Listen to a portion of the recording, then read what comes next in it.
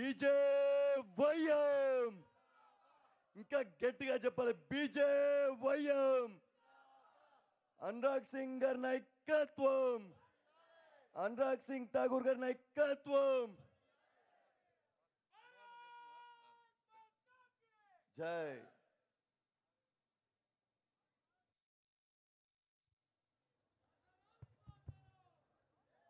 भारत माता की। जिसको भगवान ने एक हाथ दिया वो एक हाथ खड़ा करेगा, जिसको दो हाथ दिए वो दोनों हाथ खड़े करेगा, और जिसको बोलने के लिए जुबान दिए पूरी ताकत के साथ नारा लगाएगा। भारत माता की। किसी का हाथ नीचे तो नहीं, आसपास ऊपर वालों का। भारत माता की। भारत माता की। मीडिया के मित्रों को कहता हूं कैमरा उस तरफ करिए जरा, इनकी फोटो दिखे जरा। Can you move your cameras towards that side. Media మిత్రులందరికీ కూడా ఒక విన్నపం, దయచేసి కార్యకర్తల వైపున మీ కెమెరా చూపించాల్సిందిగా అభ్యర్థిస్తున్నా. దయచేసి మీడియా మిత్రులందరికీ కూడా విన్నపం, మీ కెమెరాస్ అన్ని కూడా కార్యకర్తల వైపు చూపించాల్సిందిగా ఒక్కసారిగా అభ్యర్థిస్తున్నా.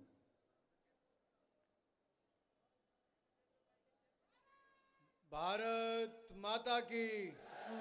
भारत माता की। भारत माता की। वंदे वंदे वंदे वंदे। नरेंद्र मोदी जी को जय श्री राम। मोदी जी को जय श्री राम। सोम जी को जय श्री राम। सुरेंद्र मोहन जी को जय श्री राम। युवा मोर्चा को जय श्री राम। युवा मोर्चा के आंध्र प्रदेश के अध्यक्ष, तेज तरार युवा नेता भाई सुरेंद्र मोहन जी, सोमवीर राजा जी हमारे माननीय state president Bharatiya Janata party, national general secretary Shrimati Purandeswari ji, मेरे भाई और यहाँ के प्रभारी राष्ट्रीय सचिव भाई सुनील देवधर जी, भाई सत्य कुमार जी राष्ट्रीय सचिव नेशनल सेक्रेटरी, पूर्व में मंत्री रहे कन्ना लक्ष्मी नारायण जी, सांसद सीएम रमेश जी, पूर्व सांसद गीता गारू, स्टेट वाइस प्रेसिडेंट आदि नारायण रेड्डी जी, एमएलसी वक्ती नारायण रेड्डी जी, महासचिव मेरे दोस्त श्री विष्णु वर्धन रेड्डी जी, सूर्य नारायण राजू जी, हमारे युवा मोर्चा के महामंत्री Mitta Vamshi Krishna, Byreddy Shabari ji, Upilli Vamshi ji, national executive member Aditya B Reddy ji, Yuva Morcha के सभी मेरे साथियों, भाई और बहनों और मीडिया से आए प्रिय मित्रों, मैं सबसे पहले तो जिन्होंने भारत को तिरंगा झंडा दिया ऐसे स्वाधीनता सेनानी पिंगली वेंकैया जी की इस भूमि को शत शत प्रणाम करता हूं, कोटि कोटि प्रणाम करता हूं। ऐसे ही स्वाधीनता सेनानी जो सशस्त्र क्रांति की भी जिन्होंने बात कही नहीं करके भी दिखाई, अल्लूरी सीताराम राजू जी की भी धरती को शत शत प्रणाम करता हूं, कोटि कोटि प्रणाम करता हूं। ऐसे युवाओं के बीच में आया हूं जिन्होंने सुरेंद्र मोहन जी के नेतृत्व में चारों दिशाओं से मोटरसाइकिल पर कब से 2 अगस्त से 14 अगस्त तक हजारों किलोमीटर की यात्रा की। ऐसे नौजवानों को भी बहुत बहुत बधाई, युवा मोर्चा के कार्यकर्ताओं को देता हूं।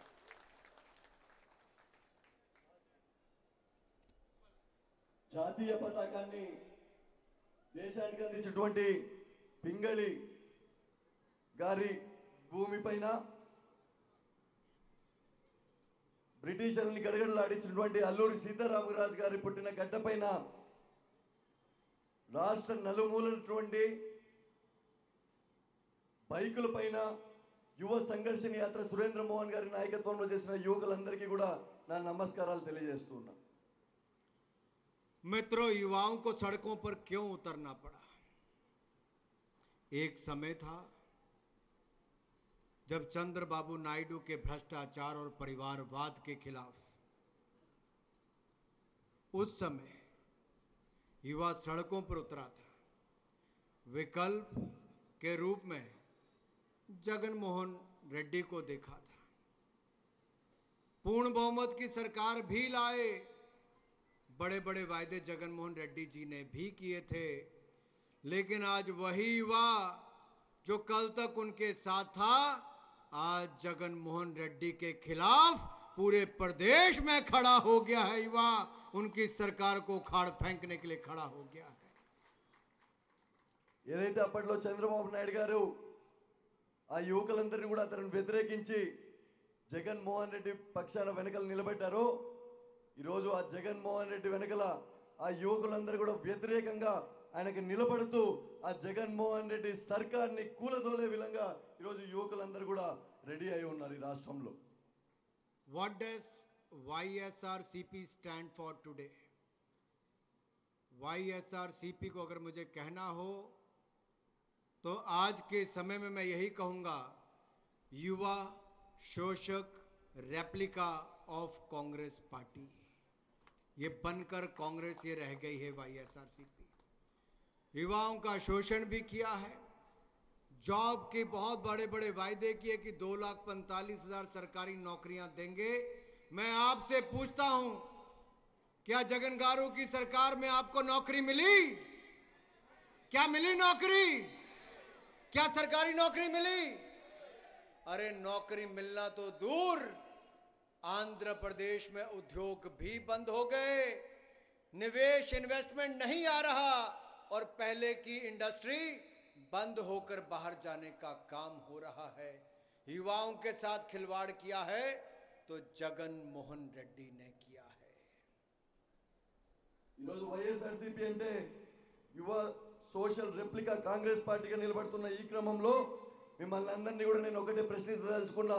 జగన్ మోహన్ రెడ్డి మీకు ఉద్యోగాలు ఇచ్చాడా? రాష్ట్ర ప్రభుత్వం మీకు ఉద్యోగాలు ఇచ్చిందా? గట్టిగా చెప్పాలి, మీకు జగన్ మోహన్ రెడ్డి ఉద్యోగాలు ఇచ్చాడా అని అడుగుతున్నా.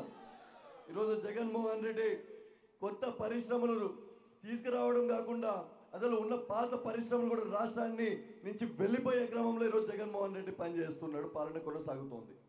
हमारे पूर्व युवा मोर्चा के अध्यक्ष रमेश नायडू यहां पर थे और मुझे याद है उस समय चंद्रबाबू नायडू की सरकार थी तो उन्होंने कहते थे बाबू आएगा तो जॉब आएगा. तो रमेश नायडू ने उस समय पूछा उसके कुछ सालों के बाद, बाबू मेरा जॉब किधर है? आज भी यही हाल है. बाबू चला गया, जगन के जाने का समय आ गया.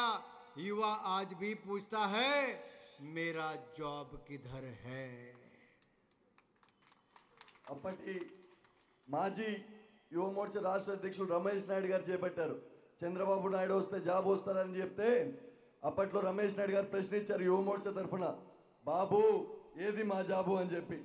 మరొకసారి ఇప్పుడు రాష్ట్ర ప్రజలందరూ కూడా అడుగుతున్నారు, జగన్ బాబు ఏది మా జాబ్ అని ఈరోజు రాష్ట్ర ప్రజలందరూ కూడా ఈరోజు జగన్ మోహన్ రెడ్డిని మరొకసారి ప్రశ్నిస్తున్న ఈ తరుణం ఇప్పుడు ఉత్పన్నమవుతోంది. मुझे आज पूछते हैं कि आंध्र प्रदेश में सरकार किसकी है? कौन सरकार चलाता है? यहां शराब माफिया है, लिकर माफिया, रेत माफिया, सैंड माफिया, भू माफिया, लैंड माफिया, नशा माफिया, ड्रग माफिया. ये माफिया की सरकार है. इसको माफ नहीं करेंगे, इसको साफ करेंगे, साफ करेंगे, साफ ही करेंगे. ఈరోజు ఈ రాష్ట్రంలో ఎవరు నడిపిస్తున్నారు ఈ ప్రభుత్వాన్ని? లిక్కర్ మాఫియా ఈ రాష్ట్రంలో ప్రభుత్వాన్ని నడిపిస్తోంది. ల్యాండ్ మాఫియా ఈ రాష్ట్రంలో ప్రభుత్వాన్ని నడిపిస్తోంది.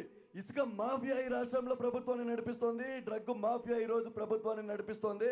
తప్పకుండా మొత్తం ఈ మాఫియాలందరినీ కూడా భారతీయ జనతా పార్టీ పక్కాగా క్లీన్ చేస్తుందని చెప్పి తెలియజేస్తూ ఉన్నా. मैं दिल्ली से आया हूं. दिल्ली में अरविंद केजरीवाल जी और मनीष सिसोदिया जी लिकर स्कैम में सैकड़ों करोड़ रुपए खा गए। आज पूरे देश में उसकी चर्चा हो रही है कि नहीं हो रही है? सुनाई दिया कि नहीं दिया? ये लीकर माफिया का, लीकर स्कैम का किंग पिन दिल्ली में कौन है? अरविंद केजरीवाल है। एक्यूज नंबर 1, आरोपी नंबर 1 कौन है? मनीष सिसोदिया है। और लुकआउट सर्कुलर एलओसी निकल गया है 15 लोगों के खिलाफ कि अब देश से बाहर इनको नहीं जाने देंगे। नशा के जो स्कैम वाले हैं उनको बाहर नहीं जाने देंगे। लेकिन मनीष सिसोदिया कहते हैं मैं तो दिल्ली की सड़कों पे घूम रहा हूं। अरे काहे का शिक्षा मंत्री है? इसका मतलब शिक्षा में ध्यान नहीं दिया, शराब में पैसे बनाने में लगा रहा।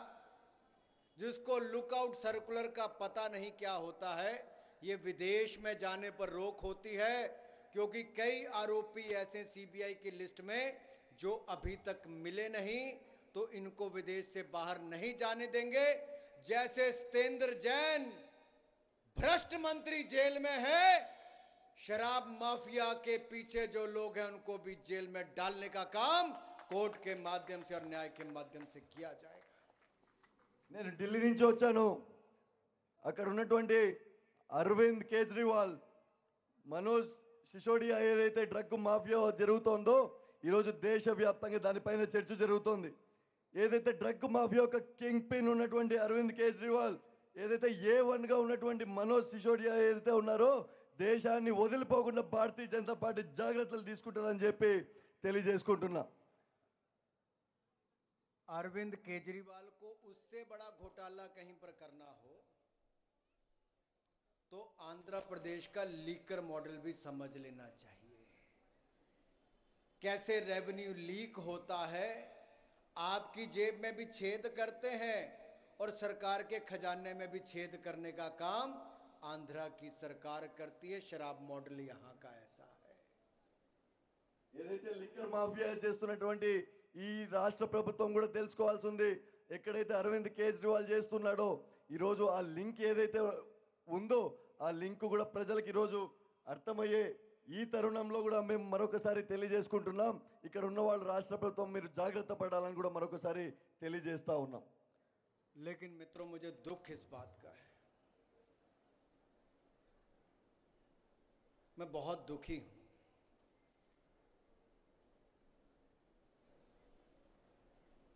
आंध्र प्रदेश को कहां से कहां तक पहुंचा दिया है। जिन युवाओं ने एक बड़ी उम्मीद के साथ, एस्पिरेशंस के साथ ये सरकार बनाई थी, उन युवाओं के भविष्य के साथ गांजा माफिया खेल रहा है। आज की पीढ़ी, आने वाली पीढ़ी केवल शराब नहीं, गांजा माफिया के कारण भी बहुत बुरी हालत है। मैं हाथ जोड़ता हूं जगन रेड्डी जी के, इस गांजा माफिया से मुक्ति दिला दो। मेरे आंध्र प्रदेश के नौजवानों को गांजा माफिया से मुक्ति दिला दो। जगन जी, आपसे हाथ जोड़ता हूं, इस गांजा माफिया से मुक्ति दिला दो। इन युवाओं के भविष्य के साथ मत खेलो, आप मत खेलो इन युवाओं के भविष्य के साथ। ये गांजा की गूंज, ये गांजा की गूंज केवल आंध्र प्रदेश तक नहीं, बाकी राज्यों तक भी आंध्र प्रदेश का नाम बदनाम कर रही है। जागो जगनमोहन रेड्डी, जागो। इस गांजा कारोबारियों के खिलाफ जो आपकी सरकार के संरक्षण में पल बढ़ रहे हैं, गांजा माफिया बढ़ रहा है, उस पर रोक लगाओ। मेरे नौजवान भाइयों की जान बचाओ। जगनमोहन रेड्डी, जागो। गांजा माफिया के खिलाफ प्रहार करो, उनको जेल के अंदर डालो, माफिया को साफ करो, नहीं तो युवा तुम्हें साफ कर देगा, कभी माफ नहीं करेगा। నేను ఈరోజు చాలా బాధపడుతున్నాను. ఎక్కడి నుంచి ఈరోజు ఎక్కడికి తీసుకొచ్చారో ఒకసారి చూస్తే నాకు చాలా బాధ అవుతోంది. ఆ రోజు యువత ఈ ప్రభుత్వం పైన చాలా నమ్మకాన్ని పెట్టుకొని వాళ్ళకి అధికారం ఇస్తే ఆ యువత భవిష్యత్తుతో ఈరోజు ఆ ప్రభుత్వం ఏదైతే చెలగాటం చేస్తుందో నేను వినయపూర్వకంగా చేతులు జోడించి జగన్మోహన్ రెడ్డి గారిని రిక్వెస్ట్ చేస్తున్నా. నా యువత భవిష్యత్తుతో చెలగాటం ఆడద్దు. ఏదైతే డ్రగ్ మాఫియా మాత్రమే కాకుండా గాంజా మాఫియా ఈ రోజు రాష్ట్రంలో పెచ్చురిల్లుతోందో, యువకుల భవిష్యత్తు అందరినీ ఆడుకుంటుందో, దయచేసి మరొకసారి చెప్తా ఉన్నా జగన్మోహన్ రెడ్డి గారికి చేతులెత్తి నేను నా ఆంధ్ర యువత భవిష్యత్తుతో ఆడుకోవద్దు. ఏదైతే ఒక్కసారి నిద్రలే జగన్మోహన్ రెడ్డి. ఈరోజు రాష్ట్ర ప్రజలు ఏదైతే ఉన్నారో, ముఖ్యంగా రాష్ట్ర యువతకి యొక్క ఉన్న గాంజా మాఫియాని జైలుకు పంపించు. వాళ్ళని కానీ పంపించకపోతే నీ పట్టం కూడా మేము కూడా పడతామని చెప్పి భారతీయ జనతా పార్టీ తరఫున తెలియజేస్తా ఉన్నాం. आज आंध्र प्रदेश में कुशासन है, भ्रष्टाचार है, वंशवाद है और इसकी बात हमारे अध्यक्ष जी ने भी कही. मैं तो ये कहना चाहता हूं भ्रष्टाचार कितना है आपको पता है? ये जो सीएमएस इंडिया करप्शन स्टडी 2018 हुई, सीएमएस इंडिया करप्शन स्टडी 2018 हुई, इसमें आंध्र प्रदेश देश में 4th नंबर पर करप्शन पर है और तेलंगाना 2nd नंबर पर करप्शन में है. दोनों में होड़ लगी है कि करप्शन में नंबर 1 कौन बनेगा, केसीआर बनेगा कि जगनमोहन गारू बनेगा. రాష్ట్రంలో ఈరోజు అవినీతి పెచ్చురిల్లుతోంది. ఏదైతే సిఎంఎస్ కరప్షన్ ఇండియా అన్న ఒక స్టడీ ఏదైతే ఉందో, ఆంధ్రప్రదేశ్ రాష్ట్రంలో దేశవ్యాప్తంగా అవినీతి లెక్కలు చూస్తే ఆంధ్రప్రదేశ్ రాష్ట్రం 4వ ర్యాంకులో ఉంటే తెలంగాణ రాష్ట్రం 2వ ర్యాంకులో ఉంది. రెండు రాష్ట్రాలకు సంబంధించిన ముఖ్యమంత్రులు జగన్మోహన్ రెడ్డి గారు మరియు కేసీఆర్ గారు నేనంటే నేను మొదటి స్థానానికి రావాలని చెప్పి అవినీతిలో దేశంలో మొదటి స్థానానికి ఎవరని చెప్పి ఈ రోజు రాష్ట్రంలో పోటీ పడతా ఉన్నారు. मैं तो इतना ही कह सकता हूं, शराब माफिया, रेत माफिया, भू माफिया, गांजा माफिया, लैंड माफिया, इन सबको देखकर भी जगनमोहन रेड्डी जी ने आंखें बंद की है. तो इसका मतलब है जगनमोहन मस्ती में, आग लगे बस्ती में. यानी कि उनको कोई फर्क नहीं पड़ता प्रदेश में क्या होता है, युवाओं के साथ क्या हो रहा है, प्रदेश में क्या हो रहा है. वो केवल उनकी सरकार भ्रष्टाचार में डूबी है, कुशासन है सब तरफ. ఈ రోజు ఈ రాష్ట్రంలో పెచ్చురిల్లుతున్నటువంటి భూ మాఫియా కానీ, గాంజా మాఫియా కానీ, లిక్కర్ మాఫియా లాంటి ఎన్నో మాఫియాలు జరుగుతున్నప్పటికీ కూడా, విస్తృతంగా జరుగుతున్నప్పుడు కూడా జగన్మోహన్ రెడ్డి ఏదైతే కళ్ళు మూసుకొని కేవలం తన ప్రభుత్వానికి సంబంధించిన అవినీతి జరుగుతుందో, అవినీతి తప్ప ఒక్కసారి కూడా కళ్ళు తెరిచి ఏం జరుగుతుందని ఈరోజు రాష్ట్రంలో చూసే పరిస్థితి కనపడట్లేదు.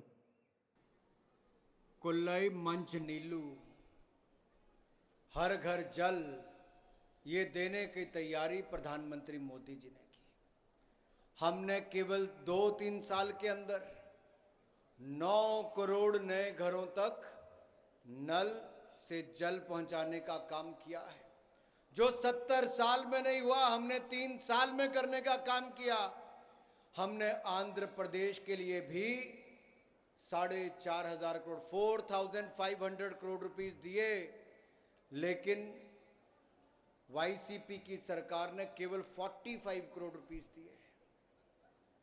क्या जगनमोहन नहीं चाहते कुल्लई मंच नीलू हो, हर घर जल हो? तो फिर वो पैसा अपने हिस्से का क्यों नहीं देते? वो हर घर शराब पहुंचे ये प्रयास करते हैं, लेकिन हर घर जल पहुंचे इसके लिए रुकावट पैदा करते हैं.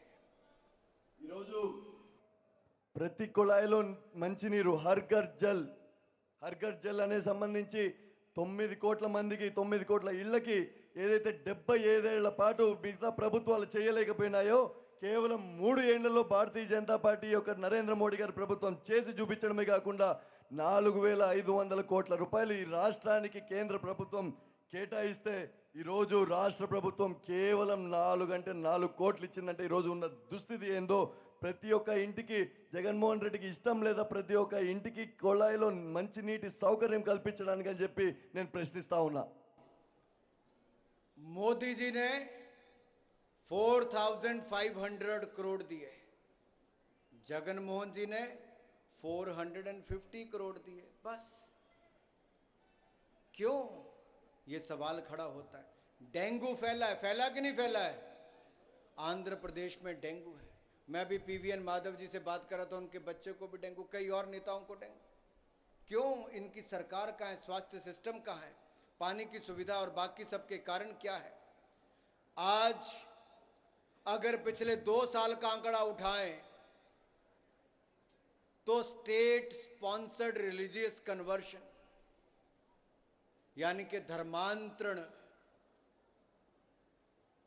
प्रदेश में लगातार बढ़ रहा है। मंदिरों पर हमले हो रहे हैं।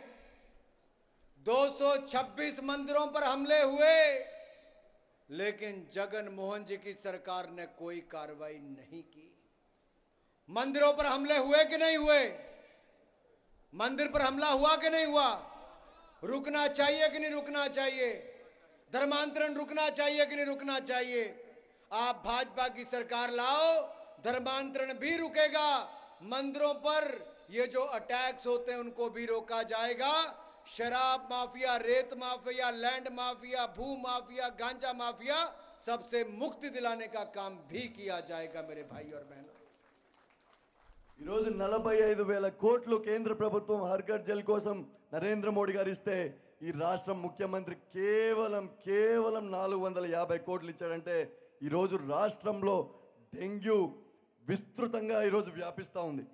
నా మిత్రుడు ఇక్కడ పివిఎన్ మాధవ్ గారి పిల్లలకు కూడా డెంగ్యూ వచ్చింది. ఇక్కడ ఉన్న చాలా మంది నాయకులు కూడా ఈ రోజు డెంగ్యూ బారిన పడుతున్నారంటే ఇది కేవలం రాష్ట్ర ప్రభుత్వం నిర్లక్ష్యమే కాకుండా స్టేట్ స్పాన్సర్డ్ రిలీజియస్ కన్వర్షన్స్ ఏవైతే ఉన్నాయో, దేవాలయాలపైన దాదాపు 260 దేవాలయాలపైన ఏవైతే దాడులు జరిగాయో, నేను ఒక్కసారి మిమ్మల్ని అందరినీ కూడా ప్రశ్నించదలుచుకున్నా, మన రాష్ట్రంలో దేవాలయాలపైన దాడులు జరిగాయా లేదా? గట్టిగా చెప్పాలి, రాష్ట్రంలో దేవాలయాలపైన దాడులు జరిగాయా లేదా? భారతీయ జనతా పార్టీ ఒక్కటే ప్రశ్నిస్తా ఉంది, జగన్మోహన్ రెడ్డి గారు దేవాలయాలపైన దాడులు జరుగుతుంటే కూడా ఒకటి చర్యలు ఎందుకు తీసుకోలేదని చెప్పి ప్రశ్నిస్తూ ఒక్కసారి బీజేపీని అధికారంలోకి రాష్ట్రంలో తీసుకొస్తే దేవాలయాలపైన ఎట్లా దాడులు జరగకుండా చూసుకోవాలి అధికారం అనేది ఏందో కూడా భారతీయ జనతా పార్టీ రోజు రాష్ట్ర ప్రజలకు కూడా చూపిస్తుందని చెప్పి నేను తెలియజేసుకుంటా ఉన్నా. आपके पूर्व मुख्यमंत्री चंद्रबाबू नायडू कौन से एरिया से आते हैं? रायलसीमा। और अभी के मुख्यमंत्री जगनमोहन रेड्डी किस एरिया से आते हैं? अगर पूर्व मुख्यमंत्री और वर्तमान मुख्यमंत्री, past CM and present CM, अगर ये रायलसीमा से आते हैं तो वहां के युवा माइग्रेट क्यों करते हैं, पलायन क्यों करते हैं? वहां इंडस्ट्री क्यों नहीं आती? वहां पानी की कमी क्यों होती है? वहां बेरोजगारी क्यों है? अगर ये अपने क्षेत्र में विकास नहीं करवा पाए तो आपका भी विकास कभी नहीं करवाएंगे। అప్పటి మాజీ ముఖ్యమంత్రి చంద్రబాబు నాయుడు గారు ఏ ప్రాంతం నుంచి వచ్చారు? అందరూ కూడా చెప్పాలి, చంద్రబాబు నాయుడు గారు ఏ ప్రాంతం నుంచి వచ్చారు? ఇప్పటి ప్రధానమంత్రి జగన్మోహన్ రెడ్డి గారు ఏ ప్రాంతం నుంచి వచ్చారు? ఇప్పటి ముఖ్యమంత్రి జగన్మోహన్ రెడ్డి గారు ఏ ప్రాంతం నుంచి వచ్చారు? నేను ఒక్కటే తెలుసుకుంటున్నా, అప్పటి ముఖ్యమంత్రి ఇప్పటి ముఖ్యమంత్రి రాయలసీమ నుంచి వచ్చినప్పటికీ కూడా ఎందుకు రాయలసీమ ప్రజలు, ఆ రాయలసీమ ప్రాంతాల్లో ఎందుకు నీళ్లు లేవు, ఎందుకు ఉద్యోగాలు రావట్లేదు, రాయలసీమ ప్రజలందరూ కూడా ఎందుకు వలసపోతున్నారని చెప్పి కూడా నేను ఈరోజు మిమ్మల్ని అందరినీ కూడా ప్రశ్నిస్తా ఉన్నా. మిమ్మల్నే మీరు, మీ ప్రాంతాన్ని మీరు అభివృద్ధి చేయలేకపోతే రాష్ట్రాన్ని కానీ మొత్తాన్ని కానీ ఎలా మీరు అందరూ కూడా అభివృద్ధి చేస్తారని చెప్పి నేను ఈరోజు ఈ సభాముఖంగా ప్రశ్నిస్తా ఉన్నా. Kakinada petroleum chemical complex thousands of crore किसने दिया? नरेंद्र मोदी जी ने दिया। ना चंद्रबाबू नायडू ने कुछ किया, ना जगनमोहन रेड्डी ने कुछ किया। आपको 3 इंडस्ट्रियल कॉरिडोर चेन्नई बेंगलुरु, हैदराबाद बेंगलुरु और विशाखापट्टनम चेन्नई किसने दिए? नरेंद्र मोदी जी ने दिए, देश में सबसे ज्यादा दिए। 5 नोट्स किसने दी? नरेंद्र मोदी जी ने दी। और इसकी सबसे खराब इंप्लीमेंटेशन किसने की? आपकी आंध्रा की जगनमोहन रेड्डी की सरकार ने की। ఏదైతే కాకినాడ పెట్రోలియం కాంప్లెక్స్ సంబంధించిన వేల కోట్లు ఎవరిచ్చారు? నరేంద్ర మోడీ గారు ఇచ్చారు. చంద్రబాబు నాయుడు గారు కాదు, కానీ జగన్మోహన్ రెడ్డి గారు కాదు. ఏదైతే 3 కారిడార్లు ఏవైతే ఉన్నాయో దేశంలోని అతి ఎక్కువ 3 కారిడార్లు ఈరోజు ఎవరు ఇచ్చారు? నరేంద్ర మోడీ గారు ఇచ్చారు. అంత నరేంద్ర మోడీ గారు చేస్తున్నటువంటి అయినా కూడా దాన్ని దరిద్రంగా ఈరోజు ఈ రాష్ట్రంలో ఈరోజు పాలన దీనికి సంబంధించి వినియోగించుకుంటున్నారంటే అది మన రాష్ట్ర ముఖ్యమంత్రి జగన్మోహన్ రెడ్డికే చెల్లుతుంది. 2 ग्रीनफील्ड इलेक्ट्रॉनिक मैन्युफैक्चरिंग पार्क दिए, मेडटेक पार्क दिए जो 25,000 करोड़ रुपए की इन्वेस्टमेंट आएगी, 4 सोलर पार्क रॉयल सीमा के लिए और 25 government of India funded educational institutes thousands of crore rupees worth Narendra Modi ji की सरकार ने आंध्र प्रदेश के लिए दिए हैं मेरे भाई और बहनों। ఈరోజు 2 గ్రీన్ ఫీల్డ్ పార్కులు కానీ రాయలసీమకు సంబంధించి దాదాపు 4 ఫుడ్ పార్కులు కానీ 25 సంస్థలు కేంద్ర నిధులతో కానీ ఈ రాష్ట్రానికి వేల కోట్లు ఎవరు ఇచ్చారు మిత్రులారా? నరేంద్ర మోడీ గారు ఇచ్చారు. మనమందరం కూడా అది ప్రజలకు తెలియజేయాల్సిన అవసరం ఉంది. National investment manufacturing zone India में 14 बनेंगी और उसमें से भी 2 आंध्रा को दी हैं, लेकिन यहां पर उस पे भी उतनी तेजी से काम नहीं हुआ। 8 लाख युवाओं को रोजगार केवल इसके माध्यम से मिलेगा। नरेंद्र मोदी जी आंध्र के युवाओं को रोजगार देना चाहते हैं, एक के बाद दूसरा बड़ा प्रोजेक्ट दिया है, लेकिन वाईसीपी की सरकार उसको लागू नहीं करती है। इसलिए जैसे बाकी राज्यों से तुलना करके देखो, जब उत्तर प्रदेश में समाजवादी पार्टी की सरकार थी, वो नरेंद्र मोदी जी की दिल्ली के प्रोजेक्ट को लागू नहीं करती थी। योगी आदित्यनाथ जी की सरकार आई, सारे प्रोजेक्ट लागू हुए, उत्तर प्रदेश के युवाओं को रोजगार मिलना शुरू हुआ। आप आंध्र प्रदेश में भी वाईसीपी की सरकार को उखाड़ फेंकिए, यहां पर भी भाजपा का कमल खिलाइए, यहां पर भी रोजगार रोजगार और विकास विकास ही होगा। దేశానికి సంబంధించి నరేంద్ర మోడీ గారు రాష్ట్రానికి ఇన్ని చేస్తూ ఉంటే, ఉద్యోగాలు ఇవ్వాలని చెప్పి నరేంద్ర మోడీ గారు కల్పన చేస్తూ ఉంటే, ఆలోచన రాష్ట్ర ప్రజలకు ఆంధ్ర రాష్ట్ర యువతకందరికీ కూడా నరేంద్ర మోడీ గారు ఉద్యోగాలు ఇవ్వాలని చెప్తుంటే కూడా ఇక్కడ ఈ రాష్ట్రంలో రాలేని పరిస్థితి ఒకసారి ఉంది మిత్రులారా. ఏదైతే ఉత్తరప్రదేశ్లో మీరు ఒక్కసారి చూసినటువంటి అయితే యోగి ఆదిత్యనాథ్ గారు ప్రతి ఒక్క యువకుడికి కూడా ఈరోజు ఎట్లా అయితే ఉద్యోగాలు ఇస్తున్నారో ఒక్కసారి రాష్ట్రంలో కూడా కమలానికి అవకాశం ఇవ్వండి. ప్రతి ఒక్క యువకుడికి కూడా భారతీయ జనతా పార్టీ ఉద్యోగాలు ఇస్తాదని చెప్పి కూడా నేను మీ రోజు సభాముఖంగా తెలియజేస్తా ఉన్నాను.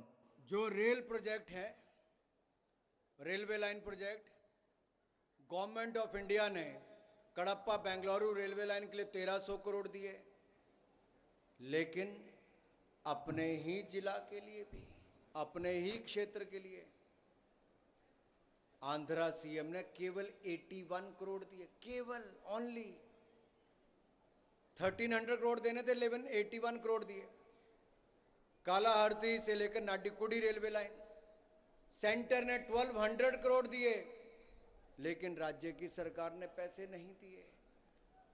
इसी तरह से प्रधानमंत्री Awas Yojana housing project, Uttar Pradesh 25 crore population है, लेकिन अर्बन यानी कि प्रधानमंत्री आवास योजना अर्बन शहरी के लिए उत्तर प्रदेश में 18 लाख हाउसेज मिले। आंध्र प्रदेश इसके लिए 21 लाख हाउसेज नरेंद्र मोदी जी ने दिए। उत्तर प्रदेश से भी ज्यादा आंध्र प्रदेश के लिए दिए हैं, लेकिन जगनमोहन रेड्डी जी ने वो भी गरीब को बनवा कर नहीं दिए। उनके अपने होम डिस्ट्रिक्ट में जहां 18,000 घर बनने थे, 18,000 हाउसेज बनने थे, वहां पे केवल 870 हाउसेज बने। ये सीएम के अपनी कॉन्स्टिट्यूएंसी अपने जिले में, तो बाकियों के लिए क्या बनाएंगे? गरीब के लिए कुछ करने के लिए जगनमोहन रेड्डी और उनकी सरकार तैयार नहीं है। ఈరోజు రైల్వే ప్రాజెక్టుల్లో కడప బెంగళూరుకు సంబంధించి 1000 కోట్లు మన నరేంద్ర మోడీ గారు ఇస్తే కేవలం సొంత జిల్లా అయినటువంటి జగన్మోహన్ రెడ్డి గారి ప్రభుత్వం కేవలం 81 కోట్లు ఇచ్చిందని మీ అందరికీ కూడా తెలియజేసుకుంటూ, ఏదైతే నడుగుడి రైల్వే ప్రాజెక్ట్ కూడా కేంద్ర ప్రభుత్వం నరేంద్ర మోడీ గారు 100 కోట్లు ఇస్తే ఈ రాష్ట్ర ప్రభుత్వం ఏమీ కూడా ఇవ్వలేదని చెప్పి కూడా తెలియజేసుకుంటూ, ప్రధానమంత్రి ఆవాస్ యోజన కింద ఏదైతే ఉత్తరప్రదేశ్లో దాదాపు 25 కోట్ల మంది ప్రజానీకం ఉంటే కేవలం 18 లక్షలు నరేంద్ర మోడీ గారు అక్కడికి ఇస్తే, మన ఆంధ్ర రాష్ట్రానికి మిత్రులారా యూపీకి 18 లక్షలు ఇల్లు మాత్రమే ఇస్తే ఆంధ్రప్రదేశ్కి 21 లక్షలు మన నరేంద్ర మోడీ గారు కేటాయించినా కూడా జగన్మోహన్ రెడ్డి గారు ఆ ఇంటిని కింద ఉన్న ప్రజలకి చేరనివ్వకుండా రాష్ట్రం మొత్తమే కాదు కడపలో దాదాపుగా 18,000 ఇండ్లు ప్రధానమంత్రి ఆవాస్ యోజన కింద తన సొంత నియోజకవర్గం సొంత జిల్లా అయినటువంటి కడపకి 18,000 ఇండ్లు కేటాయిస్తే నరేంద్ర మోడీ గారు ఈ జగన్మోహన్ రెడ్డి గారు కేవలం 870 ఇండ్లు ఈ రోజు కడపలో నిర్మించాడంటే నేను ఒకటి ప్రశ్నించదలుచుకుంటున్నా, నీ ప్రాంతానికి నీ నియోజకవర్గానికే చేయని వాడివి ఈరోజు రాష్ట్రం అంతా ఎలా అభివృద్ధి చేస్తావు? ఈ రాష్ట్ర ప్రభుత్వానికి ప్రజలకు సంబంధించిన అభివృద్ధి కానీ రాష్ట్రానికి సంబంధించిన అభివృద్ధి పైన అసలు బాధ్యత లేదని చెప్పి కూడా నేను మరొకసారి తెలియజేస్తా ఉన్నా. How much is Andhra Pradesh state outstanding liabilities? Andhra Pradesh का कर्ज कितना हो गया है? 97,000 करोड़ से बढ़कर 4 लाख करोड़ रुपीस हो गया. कहां 97,000 करोड़, कहां 4 लाख करोड़, कहां गया ये पैसा? किसने खाया पैसा? अगर सड़कें टूटी फूटी है, उद्योग लगता नहीं है, आपका विकास होता नहीं है, तो 97,000 करोड़ से बढ़कर 4 लाख करोड़ रुपया कैसे कर्जा हो गया आंध्र प्रदेश का? आंध्र प्रदेश को कर्जे में डुबोने का काम किया तो पहले बाबू ने किया, फिर जगनमोहन रेड्डी ने किया है. ఈ రోజు మిమ్మల్ని అందరినీ కూడా ప్రశ్నిస్తా ఉన్నా, ఆంధ్ర రాష్ట్రం యొక్క అప్పులు ఎంత? 97,000 కోట్ల ఉన్నటువంటి అప్పులు ఈరోజు 4 లక్షల కోట్లైనాయంటే ఎక్కడికి వెళ్ళినా ఈ డబ్బులు? ఒక అభివృద్ధి లేదు, ఒక యువకుడికి ఉద్యోగం లేదు. అప్పట్లో చంద్రబాబు, ఇప్పట్లో జగన్మోహన్ రెడ్డి ఏమి చేశారు? ఈ డబ్బులన్నీ కూడా ఎక్కడికి వెళ్ళాయని చెప్పి నేను ప్రశ్నిస్తా ఉన్నా ఈ సభాముఖంగా. टीडीपी पर आरोप लगे, चंद्रबाबू नायडू जी की सरकार पर आरोप लगे कि जो कैपिटल ये बना रहे हैं वहां हजारों करोड़ रुपए का घोटाला हुआ.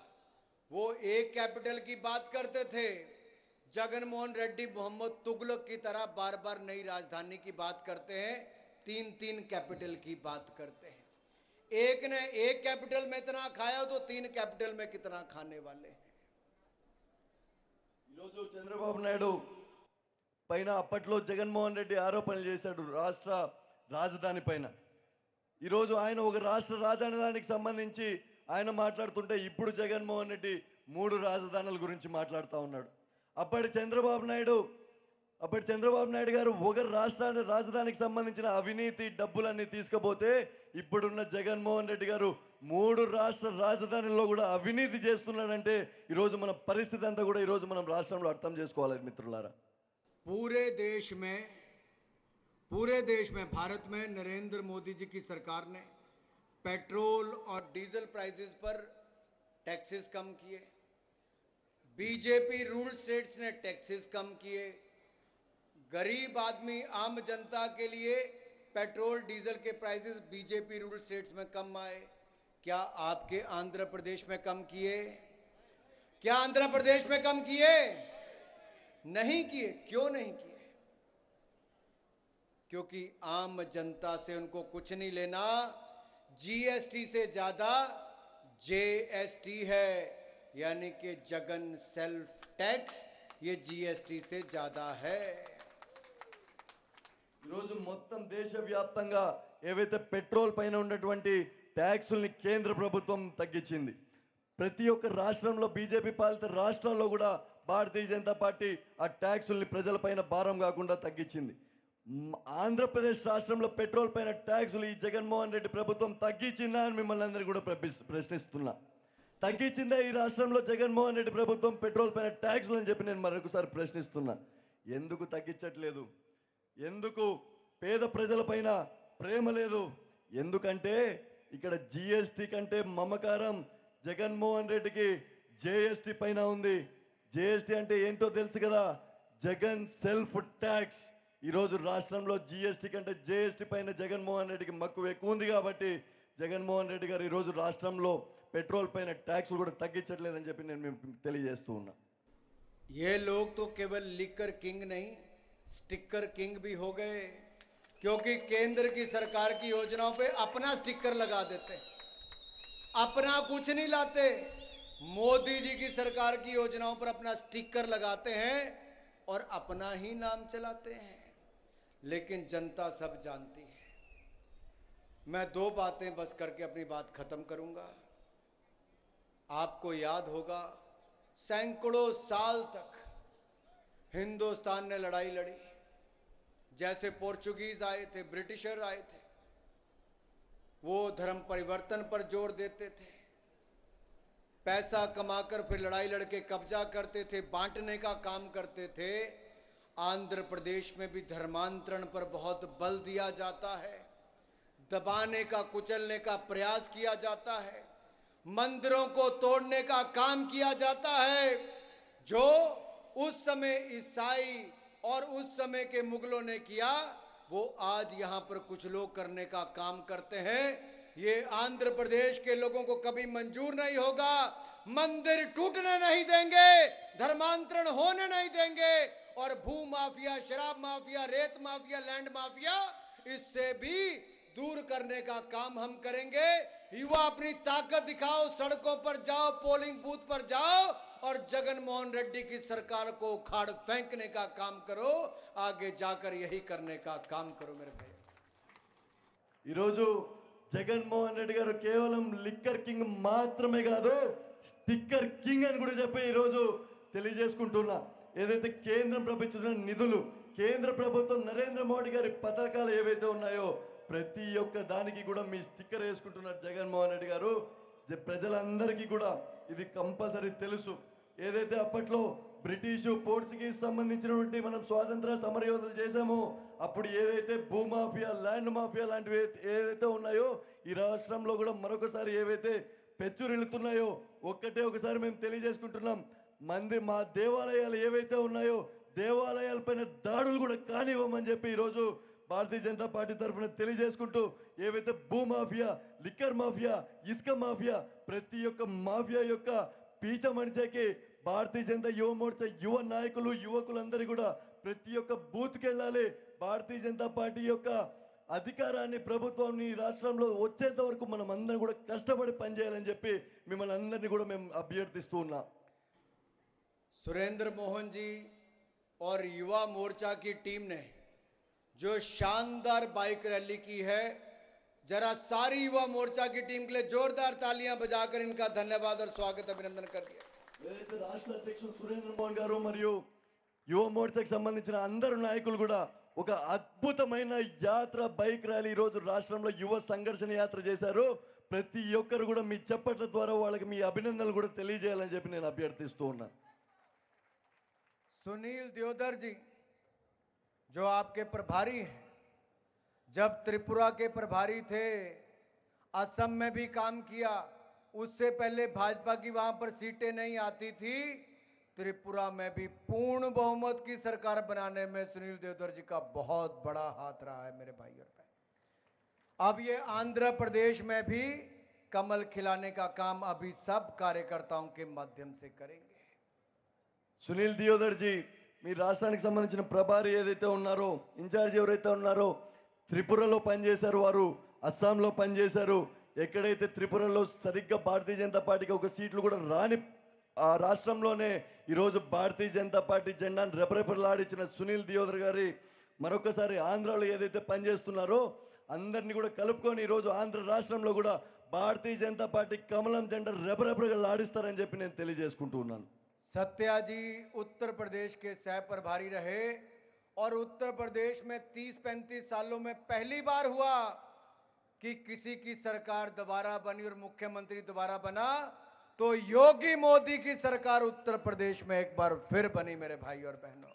జాతీయ కార్యదర్శి సత్యకుమార్ గారు ఏదైతే ఉత్తరప్రదేశ్లో పనిచేస్తూ గడిచిన 35 ఏండ్లలో ప్రభుత్వం ఎన్నికల తర్వాత మరీ అదేసారి మళ్ళా ప్రభుత్వం ఏదైతే నరేంద్ర మోడీ గారు యోగిజీ ఇద్దరి నేతృత్వంలో వచ్చిందో ఆ నరేంద్ర మోడీ గారి పాలన ఈరోజు సత్యకుమార్ గారు అక్కడ పనిచేయడం జరిగిందని చెప్పి కూడా తెలియజేసుకుంటున్నాను। और मुझे पूर्ण विश्वास है सोमू वीर राजू जी, आपकी अध्यक्षता में पार्टी के सारे नेता पूरी ताकत अगले 1 साल तक लगाएंगे और हम सब इकट्ठे मिलकर नरेंद्र मोदी जी की भारतीय जनता पार्टी की सरकार आने वाले समय में आंध्र प्रदेश में भी बनाएंगे। तो जो बनाएगा वो मेरे साथ हाथ खड़ा करके नारा लगाएगा, बोले भारत माता की, भारत माता की, भारत माता की, वंदे वंदे वंदे वंदे वंदे वंदे वंदे। बहुत बहुत धन्यवाद।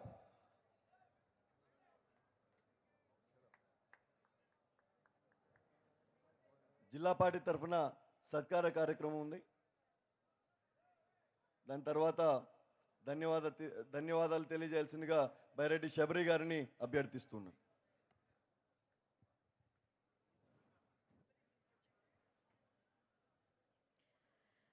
భారతీయ జనతా యువ మోర్చా యువ సంఘర్షణ ముగింపు సభకు వచ్చేసిన కేంద్ర మంత్రివర్యులు అనురాగ్ సింగ్ ఠాకూర్ గారు, రాష్ట్ర అధ్యక్షులు సోము వీర్రాజు గారికి, युवा मोर्चा राष्ट्र रथसारथी प्लीज गो देयर। आप भी जाओ युवा मोर्चा के।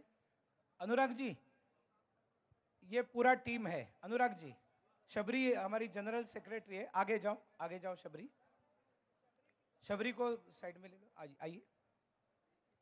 हाँ, भारत माता की, भारत माता की, भारत माता की। बीजेपी अंटे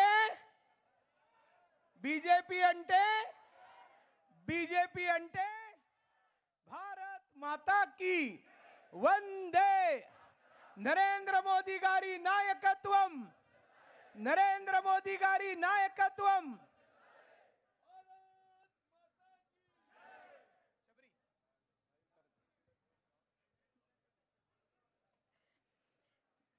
యువ మోర్చా రాష్ట్ర రథసారథి అధ్యక్షులు కేతినేని సురేంద్ర మోహన్ అన్న గారికి, జాతీయ ప్రధాన కార్యదర్శి శ్రీమతి దగ్గుబాటి పురంధేశ్వరి గారికి, జాతీయ కార్యదర్శి సత్యకుమార్ అన్న గారికి, అలాగే జాతీయ కార్యదర్శి మన ఆంధ్ర రాష్ట్ర కో ఇన్ఛార్జ్ సునీల్ దియోదర్జీ గారికి, రాజ్యసభ సభ్యులు సిఎం రమేష్ గారికి, జాతీయ కార్యవర్గ సభ్యులు పూర్వ రాష్ట్ర అధ్యక్షులు కన్నా లక్ష్మీనారాయణ గారికి, శాసన మండలి సభ్యులు వాకాటి నారాయణ రెడ్డి గారికి, రాష్ట్ర ఉపాధ్యక్షులు ఆదినారాయణ రెడ్డి గారికి, చంద్రమౌళి గారికి, వేదికపైన ఉన్న పెద్దలకి, అలాగే ఈ యువ సంఘర్షణ యాత్ర party incharge convenors Rayalaseema zone incharge Nagothu Ramesh గారికి, కోస్తా ఆంధ్ర ఇన్ఛార్జ్ పంతాల సురేష్ గారికి, గోదావరి ఇన్ఛార్జ్ నల్లా పవన్ గారికి, ఉత్తరాంధ్ర జోన్ ఇన్ఛార్జ్ పరశురాం రాజు గారికి,